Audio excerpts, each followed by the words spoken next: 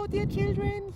Well, hey, I want to show you this place here on Earth, in Iran. Well, it's a caravanai in the Zenudine desert here in Iran. Well, the place is called Zenudine.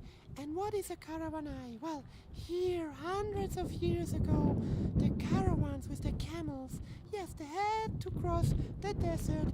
And well, they were crossing the desert, and when they needed to sleep, and or they built up their tents, or they stayed in places like this.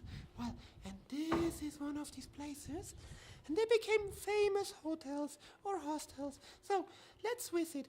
Well, so they came, the caravans who transported, for example, good food from one place to the others, and then they came here, stopped, and, well, slept here while they got good food, something to eat, and even to dance. And I'm in one of these amazing places.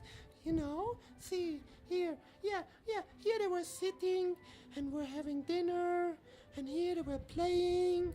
Yes, and I'm here, and it's a really, really amazing place. Yeah, so now you can understand how our caravanai happened. And the next day, after they had a good time here, they went on with the camels to the next one, and so they could cross deserts and even big distances. Isn't it amazing? Okay, now I have to go because I have to do a big distance to Vietnam. Bye bye.